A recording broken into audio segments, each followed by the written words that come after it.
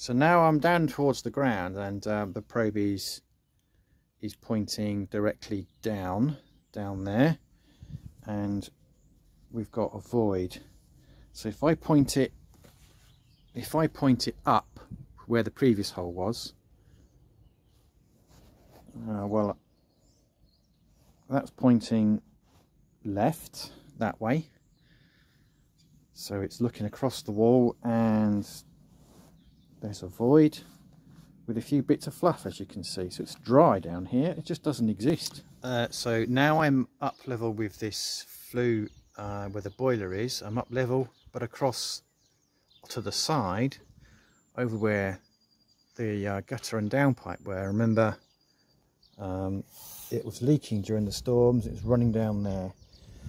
So I'm up here, and I just wanted to show you, at the moment the probe is pointing this way down the wall, and we have a nice blocking piece of brick across the cavity. Unfortunately, that's quite common. Brickies are on a price to build something as fast as possible in the old days, in the good old days, as it were. In the good old days. They are, that's the good old days for you. But unfortunately, not too much directly across here, where towards the gutter, it's fluffy but with voids. Right, so I'm going to move it now further down. So it's there, and it's pointing this way across to where we thought we had the water leak, or the possibility, where the rain was pouring out of the gutter, the broken down pipe, and it was pouring down the wall. Where it exists, it's fluffy. You see, it's fluffy. It hasn't got wet. It hasn't slumped. It's just there's lots of voids. Okay, so I've moved again further down. The probe is looking directly down the wall, and this is a good one to show. Good old days again. Mortar droppings, or as they were called, snots, and they would squeeze out on the, as the bricklayer would lay the bricks on the mortar beds. The mortar bed would be horizontal. As he laid the bricks and then went dong dong dong, tap the brick down, the mortar would squeeze out both sides, outside and inside. You're supposed to strike it off on the inside, use it for the next bed, as it were, and strike it off on the outside and use it for the next bed, for the next brick to go on. They don't bother, and that's what happens. Oh my word, I had the fright of my life. That is a spider over the lens. If I move it a bit, you can see the void, and the spider came running at the camera. Where is it? I wish it would move a bit. So there, it's run away. See it run away? Right, so there's a big void, and that's pointing directly up that way. Yeah, an angle just like up there. So there's a void, complete void. It's looking directly up,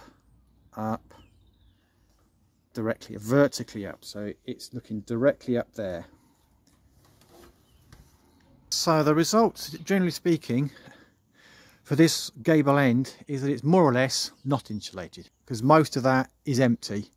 There's a few bits of fluff up there, sort of in that area, and the thermal image survey does show that to be warmer than this area down here, so that makes sense. This one, there is insulation in it, but it's 75mm thick rather than the 400. And then round the back wall, I've just done a few holes, but even with the ladder up there, you can see there's lots of, where they've drilled the holes and filled them, there are some fill holes, and then there's some more going this way. I could see them, and I've drilled in, had a look, and I can see insulation everywhere. So I'm happy that wall's insulated. So the last bit of the cavity survey is, I can't do the cavity survey of this tiled first floor area from the outside. I can't drill through tiles. They will shatter and break and then all fall off. An area will. So I'm not in the job of breaking tiles. So the only way to look inside that, if there's a cavity, I suspect there isn't. So to see inside and what the possibilities of getting that insulated, I'm going to have to drill from the inside through the inside wall, somewhere that's hidden, you know, behind a cupboard. Move the cupboard out the way, drill the hole, back, fill it up, and then put the cupboard back again. So that's what I'm going to do. Notice I've drilled above a power outlet. Now I know that the power cable goes down, not up, so it's safe to drill there. And I've drilled here because this basket and paper shredder goes over that permanently up against the heater. Well, there we go.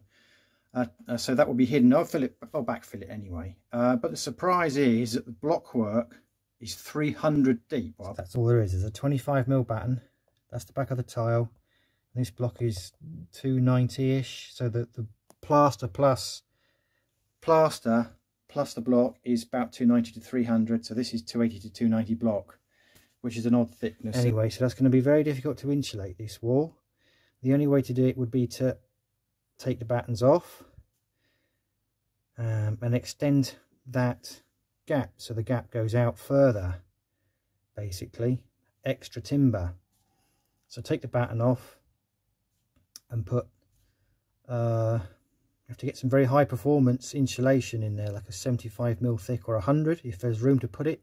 But that means the window openings will then extend, the depth of the window openings will be thicker, so there's a big change for everything. So that means here, if you can see, this side the tiles can come out about 100mm because this brick head here is 100mm. Just there, look, that brick head. That's a stretch going into the brickwork there. It's going in. That's a head. So that can come out 100mm. That's no problem. That can come out a long way, but you'd have to come out the same distance here. It would mean the window openings are 100mm deeper. That would enable you to get timber work so that you have a horizontal cladding, brown or ready brown, that looks like tiles in rows, because some of the other properties, in fact one over here, had cladding put on the other day, I'm told. Which one is it? Something to do with grey? Oh, there's a grey one there. That one there had cladding put on 2 weeks ago. It could be changed. You could get planning permission to get that done, because it would, technically speaking, as a professional advisor, I would have to say you would need to apply for planning permission. Obviously if you move, then the planning permission's in place. I suppose the owner could decide to cut corners and not get planning permission and change it so it looks similar, and just stay living there for the next 10 years, and if there's no complaints and then they move, who's going to say? But that's not professional advice.